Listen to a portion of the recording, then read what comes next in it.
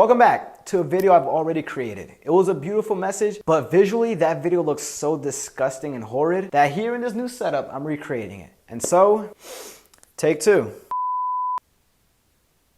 That's exactly how I feel like people that don't have a passion are like.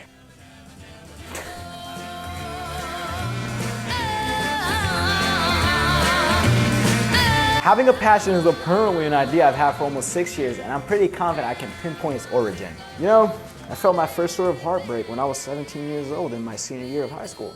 By my 18th birthday, I had become obsessed with the Rolling Stones, and to this day, they remain my #1 streamed artist. It's comforting to know that that period of my life has left such an imprint on me. She smiled sweetly and says, "Don't worry."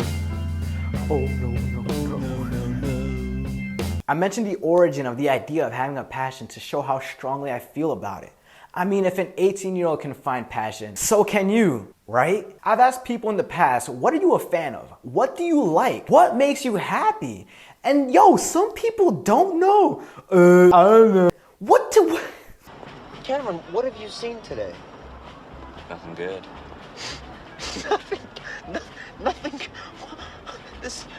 What do you mean nothing? What are you doing? What makes you click? What gives you the ratatouille emotion that I used in my thumbnail? You put something in your mouth and then the sparks and the colors and the god damn it. Earlier, I quickly showed a note where I talked about this idea, and I'll write it down in the description for those that want to read the full thing. But in there, I mentioned that my passion was music. I had listened to 71,000 minutes of music in 2019, and I'm not joking when I said it was my whole life. I actually looked back through the years, and 2019 was literally the highest amount of minutes that I've ever had for Spotify. I had certain friends I would talk about music with, and while we rarely go at the topic now, our bonds have been formed and we know we're fans deep down. We just hit 2023, and I would say that my main passion has shifted, and that's obviously obvious.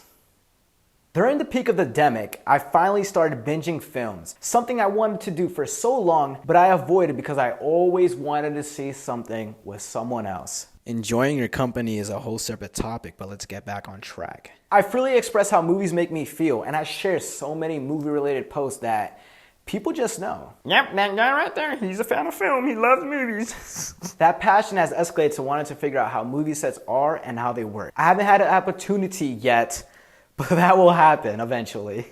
Another way I've utilized my passion is by somehow, some way implementing creative features throughout my videos, whether it be an intro, an outro, credits. I even put in widescreen on my Valentine's video from last year. I never ended up making one for this year. And finally, music. Come on, every movie has a soundtrack. Every movie is scored. I think being passionate about both things has made me obsessed with using copyrighted music in my videos. A good number of them actually have a copyright claim which says that the artist or label will make any sort of money on those videos. But since at the moment that number is 0, I feel like I can just go crazy and just abuse and just... A video without music or those basic default free songs, which I have been using lately, just don't have enough emotion. It's like working out without a proper diet. Why bother? Fortunately, YouTube is going to introduce a sort of profit sharing on claimed videos and a way to buy music licenses. That way you can just freely use them at your heart's content. My point here is stand for something. My goodness, don't be hollow. Have that thing that makes you happy. And look, when talking to other people about your passion, there's a nice sweet little border between passionate and annoying. Use some self-awareness in your day-to-day. Realize when people don't want to hear your shit. I cannot tell you how many times I've spoken to people and I identify their happiness. Look, I know the thing that they love is making their stomach wiggle so much, but oh my God.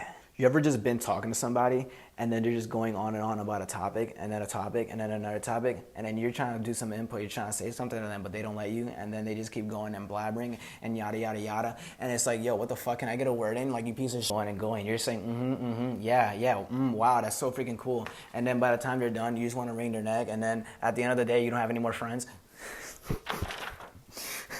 Leave me out of it. Leave me alone. I created this model towards the end of 2021, which goes, love what you like.